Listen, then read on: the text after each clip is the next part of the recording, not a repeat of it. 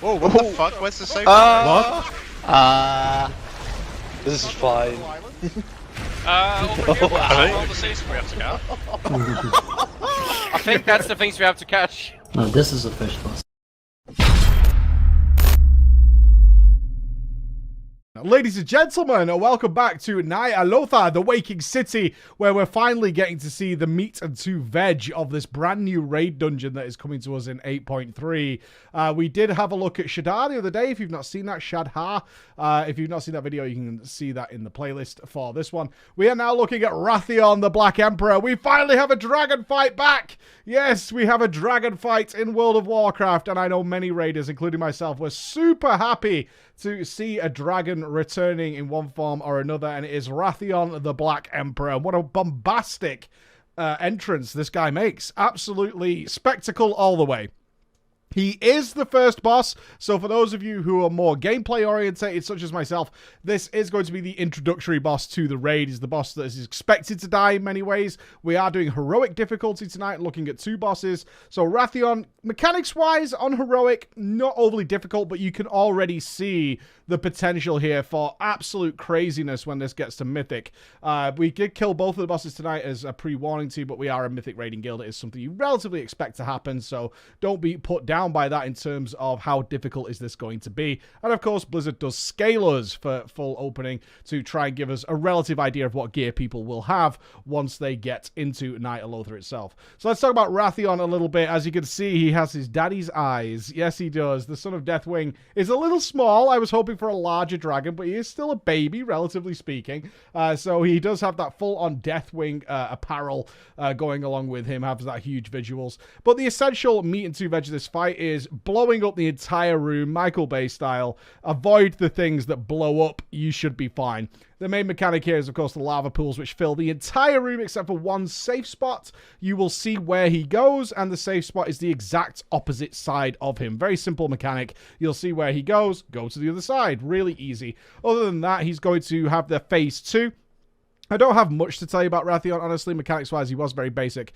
And in Phase 2, he will spawn these spires out of the floor, as well as just, discarding some of his scales because you've been beating him down. Remember, we're not trying to kill Wrathion. This is not a killing of Wrathion. It's more a case of he's corrupted, so we're going to kick some sense into him the only way we know how. So he's going to drop these scales on the floor. We had 3 with our raid size. That might alter with raid size, of course, allowing those people to actually charge through these pillars and break them down. The only additional mechanic they had on Heroic, which I assume will get some development, is the addition of assassins. Wrathion's assassins will enter in stealth and go for people, and all they did was literally stun you. So you could bring these guys out, you could gather in one place, they were knocked away by Ring of Peace, so if you wanted to put the entire raid inside like a Ring of Peace with Starfalls and Hunter Flares and all those kind of things on the outside, then you could control them coming in and not have anyone stunned. But honestly, the stun didn't do anything. It stunned you for like 6 seconds, and then you were back into the fight. So I think those will get some development as a heroic mechanic to make them a little bit more threatening. But beyond that, that's basically it. Not much else. Tank Breath, but it does have all these classic dragon mechanics. He will tail swipe. He will do Dragon's Breath. He does have some sort of knockback for the melee, which is really small, so melee, don't worry about it. We definitely thought this fight was going to be anti-melee. Didn't turn out to be the case at all. Really didn't. It was a very small move away, but it was still in range to be DPS'd. Because of the size of this fight, because of the size of the boss, it being relatively small, but the mythic mechanic involving a lot of movement debuff, similar to what you'll find at the end of the prison dungeon in BFA. What you tend to find is his hitbox is far, far larger than what he actually appears to be, allowing this don't move mechanic, which will be coming in Mythic, to actually make some sort of sense. So Wrathion, not particularly difficult, but such a wonderful bombastic entrance, and a lovely return to a dragon fight inside of a raid dungeon. We haven't had one since the Emerald Nightmare, and Ny'alotha was not exactly the best example of a dragon fight, let's be honest. Our next boss, I'm sorry if I get the pronunciation wrong, but this was the one that really got interesting, actually, was Maut, M-A-U-T, Smaug, whatever they want to call him. Now, Maut is basically, if any of you ever played Classic and played AQ, you will remember Moam, AQ20, that was a big similar-looking model, this Obsidian, and is based on mana. This fight is exactly the same. This is a a mana-based fight. You are DPSing him, of course, but it's all about how his mana is. Two-phase fight controlled by his mana pool, which is him building up his mana, and then phase 2 starting when he has full mana, and then draining that mana out of him. Now, this fight required a little bit of science, actually, and we spent a good portion of the night actually working on what we believe will be the Mythic strat. So there's some footage here I'm not going to show you.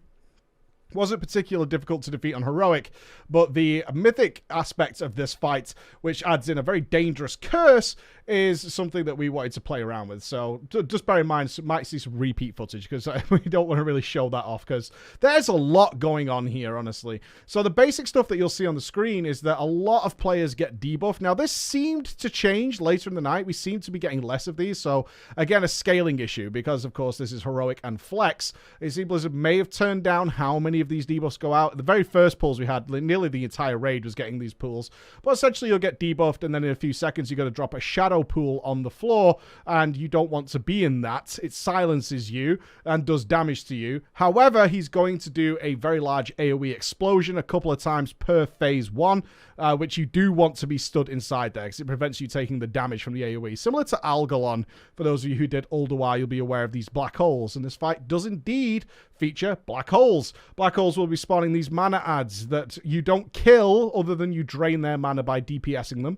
That's how you're going to be dealing with them. But if they get too close to the boss, he's going to eat them up and he's going to gain more mana, which means you have less time to actually DPS him. You can't DPS him in phase 2 because you're DPSing his mana pool. So managing these adds is something that you want to do while simultaneously managing the dropping of these pools. So all different kinds of positioning options available on this fight as to how you want to do the pools. For Heroic, certainly you can spread out around the entire room to reduce just simply the amount of pools being bunched up, or you can gather up and try and drop them to one side.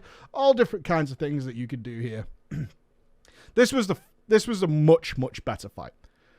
This was a much better fight than we've seen out of Shadar and Wrathion himself. This had a lot going on, a lot of player execution that was required for this in order to make it smooth. Not to kill it, you could sort of muddle through the fight, certainly on Heroic, but to make it smooth and make it controlled, that's where it came down to being a bit more interesting. And I absolutely cannot wait to see this fight on Mythic, because it's more of a healer fight than anything else. While he's in phase 2 and we're draining his mana, he's actually going to be reflecting the damage players do back onto themselves. So players need to be a bit wary, and healers are going to go absolutely ham here, as they're also getting full mana back constantly during this fight via these blue orbs that you can see floating in. So you'll have players go out and soak them, and then in a few seconds they're going to somewhat explode, but in a good way. They're going to be giving this massive buff to any mana users in the raid, keeping them high. So Arcane Mages, watch out for that one. Whether or not that's going to be viable, I don't know. But it does look very interesting. Other than that, a relatively simple two-phase fight. Just cycle through it, although his damage output does increase over the course of the fight, meaning that once you get down to sort of the final phase 2, because you cycle through it like 2 or 3 times, he's reflecting damage back at you that you're doing, but he's also got a damage buff, which means that you're very likely to just smash yourself in the face. So something to watch out for there. So a good, solid fight. A lot of personal responsibility. Definitely a fight I would do something like a stand out on, because you can make several plays in order to make this fight easier for your group. So we'll keep a watchful eye on this one and some of the mechanics that we noticed. Looking better, guys. Looking much better. We have more raid testing coming tomorrow, which is going to involve Wrathion. Yes, Wrathion is making his return, so we will be seeing that, as long with the Prophet Skitra. You might say that sounds a lot like the Prophet Scarum. It does, and some similar mechanics as well. So we'll see exactly what's happening with that, and I'll have a video out for you tomorrow. Thank you very much for listening, guys. I'll see you tomorrow. Bye-bye.